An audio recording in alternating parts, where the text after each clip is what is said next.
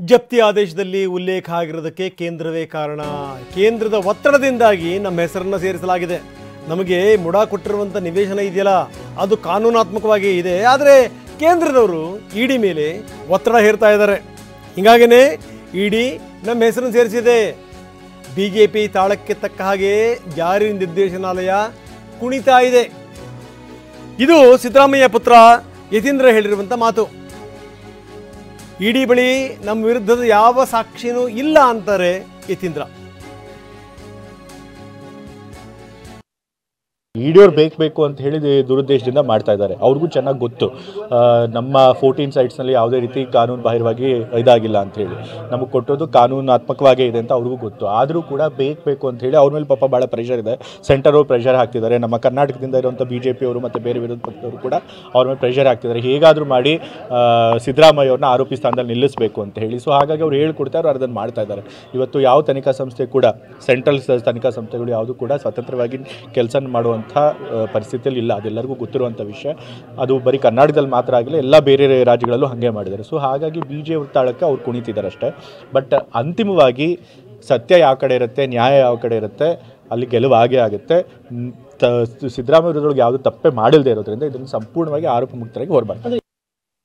ನಮ್ಮ ಸೈಟ್ ವಿಚಾರ ಬೇರೆ.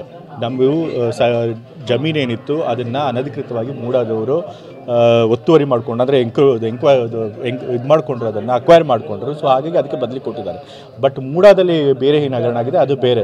ಅಲ್ಲಿ ಹಿಂದೆ ಯಾವಾಗಲೂ ರೈತರ ತೊಗೊಂಡಿರೋದನ್ನು ಇವ್ರು 50-50 ಕೊಡಿಸ್ತೀನಿ ಅಂತ ಹೇಳಿ ಮಾಡಿ ಒಂದಷ್ಟು ಸದಸ್ಯರುಗಳು ಮತ್ತು ಬೇರೆಯವ್ರು ಯಾರಿದ್ದಾರೆ ಅವ್ರು ಹಗರಣ ಮಾಡಿದ್ದಾರೆ. ಸೊ ಅದು ಕಾನೂನು ಬಾಹಿರವಾಗಿರೋಂಥದ್ದು. ಅದನ್ನು ಕಾನೂನು ಬಾಹಿರವಾಗಿರೋದಕ್ಕೆ ಏನು ಸರಿ ಮಾಡಬೇಕು ಅದನ್ನು ಮಾಡ್ತಾರೆ. ಆದರೆ ಅದಕ್ಕೂ ನಮ್ಮ 14 ಸೈಟ್ಸ್ಗೂ ಸಂಬಂಧ ಇಲ್ಲ. ಖಂಡಿತ ಅವಧಿ ಪೂರ್ಣ ಮಾಡ್ತೀವಿ. ಇವಾಗ ಅವ್ರಿಗೆ ಸ್ಥಾನಕ್ಕೆ ಎಲ್ಲಿ ಕೂತು ಬಂದಿದೆ? ಏನೂ ಬಂದಿಲ್ಲ. ಇವತ್ತು ನಮ್ಮ ಪಕ್ಷದಲ್ಲಿ ಹೈಕಮಾಂಡ್ ಅವ್ರ ಪರವಾಗಿ ನಿಂತಿದೆ. ನಮ್ಮ ಪಕ್ಷದಲ್ಲಿರುವಂಥ ಅಧ್ಯಕ್ಷರು ಕೂಡ ಅವ್ರ ಪರವಾಗಿದ್ದಾರೆ. ಯಾರು ಕೂಡ ರಾಜೀನಾಮೆ ಕೊಡಿ ಅಂತ ಕೇಳಿಲ್ಲ. AICC ಅಧ್ಯಕ್ಷರು ಖರ್ಗೆ ಅವ್ರ ಪರವಾಗಿ ನಿಂತಿದ್ದಾರೆ. ನಮ್ಮ ರಾಜ್ಯದಲ್ಲಿರುವಂಥ MLAಗಳೆಲ್ಲರೂ ಕೂಡ ಸಿದ್ದರಾಮಯ್ಯ ಮುಖ್ಯಮಂತ್ರಿಗಳು ಮುಂದುವರಿಬೇಕು ಅಂತ ಹೇಳಿದ್ದಾರೆ. ಸೊ ಎಲ್ಲರೂ ಅವ್ರ ಜೊತೆಗಿರಬೇಕಾದ್ರೆ ಅವ್ರು ಖಂಡಿತ ಸಂಪೂರ್ಣ ಅವಧಿನ ಖಂಡಿತ ಸಂಪೂರ್ಣ ಅವಧಿಯನ್ನು ಮುಗಿಸ್ತಾರೆ. ನೋಡಿ, ಆ ಡಾಕ್ಯುಮೆಂಟನ್ನು ಕೂಡ ನಾವು ತೋರಿಸ್ತಾ ಇದ್ದೀವಿ. ಅಂದರೆ ಇಡಿ ತುಂಬ ಸ್ಪಷ್ಟವಾಗಿ ಹೇಳ್ತಾ ಇದೆ ಇಲ್ಲಿ ಏನೇನು ಆಗಿದೆ ಅನ್ನುವಂಥದ್ದು. ಇಡಿ ಜಪ್ತಿ ಆದೇಶದಲ್ಲಿ ಏನೇನಿದೆ ಅದರ ವಿವರಗಳನ್ನು ನಾವು ನಿಮಗೆ ತೋರಿಸ್ತಾ ಇದ್ದೀವಿ. ಜಮೀನು ಖರೀದಿ ಮಾಡಿದಂಥ 10 ವರ್ಷದ ಬಳಿಕ ಪಾರ್ವತಿ ಅರ್ಜಿ ಸಲ್ಲಿಸಿರುವಂಥದ್ದು. ಯಾಕಂದರೆ 10 ವರ್ಷಗಳ ನಂತರ, ಅದರಲ್ಲೂ ಸಿದ್ದರಾಮಯ್ಯ CM ಆದಮೇಲೆ ಪಾರ್ವತಿಯವರು ಅರ್ಜಿ ಸಲ್ಲಿಸಿರೋದು. ಭೂಸ್ವಾಧೀನ ಮಾಡಿಕೊಳ್ಳದೆ ಮುಡಾ ತಮ್ಮ ಜಮೀನನ್ನು ಬಳಸಿದೆ. ಆಗ ಜಮೀನು ಮುಡಾ ಸ್ವಾಧೀನದಲ್ಲೇ ಇತ್ತು, ಪಾರ್ವತಿಯವರ ಸ್ವಾಧೀನದಲ್ಲಿ ಇರಲಿಲ್ಲ. ಸೊ ಇದು ಸಂಗತಿ.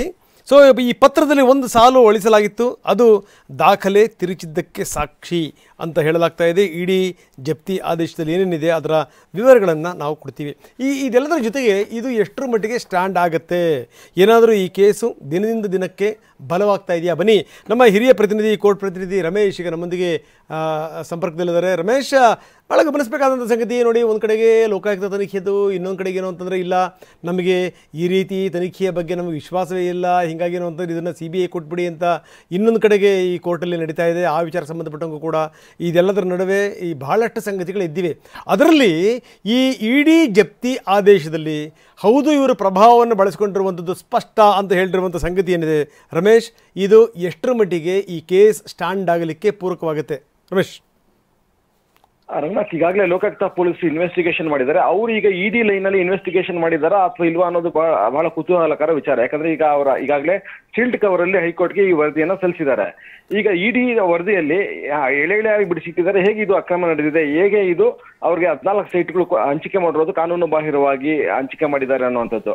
ಅಲ್ಲಿ ಮುಖ್ಯವಾಗಿ ಅಲ್ಲಿ ಎಲ್ಲಿ ದೇವನೂರು ಬಡಾವಣೆಯಲ್ಲಿ ಸೈಟ್ಗಳು 352 ಸೈಟ್ಗಳು ಇದ್ರೂ ಕೂಡ ಅದನ್ನು ಬಿಟ್ಟು ವಿಜಯನಗರ ಬಡಾವಣೆಯಲ್ಲಿ, ಪಾಶ್ ಬಡಾವಣೆಯಲ್ಲಿ ಕಮರ್ಷಿಯಲ್ ಸೈಟ್ಗಳನ್ನ ಅಲಾಟ್ ಮಾಡಿದ್ದಾರೆ. ಅದರಲ್ಲೂ ಹರಾಜಾಗಬೇಕಾಗಿರುವಂತಹ ಸೈಟ್ಗಳನ್ನ ಅಲಾಟ್ ಮಾಡಿದ್ದಾರೆ. ಮತ್ತೆ ಇದಕ್ಕೆ ಆಗಿನ ಮೂಡ ಆಯುಕ್ತರನ್ನೇ ಖುದ್ದಾಗಿ ನಿಂತು ಸೈಟ್ಗಳನ್ನ ಸೆಲೆಕ್ಟ್ ಮಾಡಿರುವಂತದ್ದು, ಇದೆಲ್ಲವೂ ಕೂಡ ಕಾನೂನು ಬಾಹಿರ. ಜೊತೆಗೆ CM ಪತ್ನಿಯವರು ಕೂಡ ಏನು ಅವರು ಅಂದ್ರೆ ದಾನ ಪತ್ರ ಬಂದ 4-5 ವರ್ಷಗಳ ನಂತರ ಅವರು ಅಂದ್ರೆ ಸಿದ್ದರಾಮಯ್ಯ CM ಆದ ಬಳಿಕ ಅಷ್ಟೇ ಈ ಅರ್ಜಿಯನ್ನು ಸಲ್ಲಿಸ್ತಾರೆ. ಅಲ್ಲಿವರೆಗೆ ಯಾಕೆ ಸುಮ್ಮನೆ ಇದ್ರು ಅಂತ. ಯಾಕಂದ್ರೆ ಇದು ಸ್ಟೇಡಿಡ್ ಆದಾಗ ಆಲ್ರೆಡಿ ಅದು ಮೂಡ ಏನು ಅದನ್ನ ಅಕ್ವೈರ್ ಮಾಡಿಬಿಟ್ಟಿತ್ತು. ಆದ್ರೆ 10 ವರ್ಷಗಳ ಕಾಲ ಸುಮ್ಮನೆ ಇದ್ದಿದ್ದು ಯಾಕೆ ಅಂದ್ರೆ ಇವ್ರು ತೆರಡಿದ ಆದ ನಂತರ 10 ವರ್ಷಗಳ ಬಳಿಕ ಇವರು ಅರ್ಜಿಯನ್ನ ಸಲ್ಲಿಸ್ತಾರೆ. ಹೀಗಾಗಿ ಇದೆಲ್ಲವೂ ಕೂಡ ಸಿದ್ದರಾಮಯ್ಯ ಅವರ ಒಂದು ಪಾತ್ರದ ಬಗ್ಗೆ ಬೆಟ್ ಮಾಡ್ತಾ ಇದೆ. ಜೊತೆಗೆ ಸಿ.ಟಿ. ಕುಮಾರ್ ಅಂತೇಳಿ ಸಿದ್ದರಾಮಯ್ಯ ಅವರ ಆಪ್ತ ಸಹಾಯಕ, ಅವರೇನೆ ಏನು ಪಾರ್ವತಿ ಅವರ ಪರವಾಗಿ ಮೂಡ ಕಚೇರಿಗೆ ಹಾಜರಾಗಿ ಅವರು ಇದನ್ನೆಲ್ಲ ಅಂದ್ರೆ ಈ ಅಲಾಟ್ಮೆಂಟ್ ಅನ್ನು ಮಾಡಿಸ್ಕೊಂಡಿದ್ದಾರೆ ಅನ್ನುವಂತ ಅಂಶ ಇದೆ. ಜೊತೆಗೆ ಡಿ.ಬಿ. ನಟೇಶ್ ಅವರ ಹೇಳಿಕೆ ಕೂಡ ಇದೆ. ಈಗ ಹೈಕೋರ್ಟ್ ಆ ಡಿ.ಬಿ. ನಟೇಶ್ ಅವರ ಹೇಳಿಕೆಯನ್ನು ರದ್ದುಪಡಿಸಿದೆ. ಹೀಗಾಗಿ ಬಹಳಷ್ಟು ಇದರಲ್ಲಿ ಟ್ವಿಸ್ಟ್ಗಳು ಇದೆ, ಟರ್ನ್ಗಳು ಇದೆ. ಹೀಗಾಗಿ ಮುಂದಿನ ದಿನಗಳಲ್ಲಿ ಕಾನೂನು ಹೋರಾಟ, ಯಾಕಂದ್ರೆ ಇಡಿ ಈಗಾಗಲೇ ಫೈಂಡಿಂಗ್ ಕೊಟ್ಬಿಟ್ಟಿದೆ. ಅಂದ್ರೆ ಸಿದ್ದರಾಮಯ್ಯ ಅವರ ಪಾತ್ರ ಇದೆ, ಮನಿ ಲಾಂಡ್ರಿಂಗ್ಗೆ ಇವರು ಅಟೆಂಪ್ಟ್ ಮಾಡಿದ್ದಾರೆ ಅಂತ ಹೇಳಿದ್ದಾರೆ. ಅಟೆಂಪ್ಟೆಡ್ ಅಂತ ಯಾಕೆ ಹೇಳಿದ್ದಾರೆ ಅಂದ್ರೆ ಈಗಾಗಲೇ 14 ಸೈಟ್ ಅನ್ನು ವಾಪಸ್ ಕೊಟ್ಟಿರೋದ್ರಿಂದ ಇದೊಂದು ಮನಿ ಲಾಂಡ್ರಿಂಗ್ ಪ್ರಯತ್ನ ಅಂತೇಳಿ ಸ್ಪಷ್ಟವಾಗಿ ಉಲ್ಲೇಖ ಮಾಡಿದ್ದಾರೆ. ಹೀಗಾಗಿ ಮುಂದಿನ ದಿನಗಳಲ್ಲಿ ಈಗ ಸಿಬಿಐ ತನಿಖೆ ಕೊಡಬೇಕು ಅಂತ ಹೈಕೋರ್ಟ್ ಅರ್ಜಿ ಸಲ್ಲಿಸಿದ್ದಾರೆ. ಅದ್ರಲ್ಲಿ ಏನಾಗುತ್ತೆ ನೋಡ್ಬೇಕಾಗುತ್ತೆ. ಜೊತೆಗೆ ಇಡಿ ತನಿಖೆ ಈ ರೀತಿ ಇರೋದ್ರಿಂದ ಲೋಕಾಯುಕ್ತ ಪೊಲೀಸರು ಮತ್ತೊಂದು ರೀತಿ ತನಿಖೆ ಮಾಡ್ತಾರೆ. ಸಹಜವಾಗಿ ಆಗ ಲೋಕಾಯುಕ್ತ ಪೊಲೀಸ್ ತನಿಖೆ ಮೇಲೆ ಪ್ರಶ್ನೆಗಳು ಹೇಳುತ್ತೆ. ಯಾಕಂದ್ರೆ ಇಡಿ ಎತ್ತಿರುವಂತ ಪ್ರಶ್ನೆಗಳಿಗೆ ಈಗ ಲೋಕಾಯುಕ್ತ ಪೊಲೀಸರು ಕೂಡ ಒಂದು ಸಮಜಾಯಿಷಿ ಕೊಡುವಂತಂದ್ರೆ ಒಂದು ಪರೋಕ್ಷವಾಗಾದ್ರೂ ಪ್ರಯತ್ನವನ್ನ ಮಾಡಬೇಕಾಗುತ್ತೆ. ಹೀಗಾಗಿ ಇದು ಲೋಕಾಯುಕ್ತ ಪೊಲೀಸರು ಸರಿಯಾಗಿ ತನಿಖೆ ನಡೆಸ್ತಿದ್ದಾರೆ ಇಲ್ವಾ ಅನ್ನುವಂಥದ್ದು, ಈಗ ಇಡಿ ತನಿಖೆ ಹೇಗಿದೆ ಅನ್ನೋದು ಇದನ್ನೆಲ್ಲ ಕಂಪೇರ್ ಮಾಡಿದಾಗ ಸತ್ಯ ಅಂದ್ರೆ ಸರಿಯಾಗಿ ತನಿಖೆ ನಡೀತಿದೆಯೋ ಇಲ್ವೋ ಅನ್ನೋದು ಗೊತ್ತಾಗುತ್ತೆ. ಹೀಗಾಗಿ ಮುಂದಿನ ದಿನಗಳಲ್ಲಿ ಇದು ಸಿಬಿಐ ತನಿಖೆಗೆ ಹೋಗಬೇಕು ಅನ್ನೋ ಹೋರಾಟಕ್ಕೆ ಮತ್ತಷ್ಟು ಪುಷ್ಟಿ ನೀಡುವಂತ ಬೆಳವಣಿಗೆ ಆಗಿದೆ ಅಂತ ಹೇಳ್ಬೋದು. ರಮೇಶ್, ಧನ್ಯವಾದ ತಮ್ಮೆಲ್ಲ ಮಾಹಿತಿಗೆ. ಇನ್ನು ಈ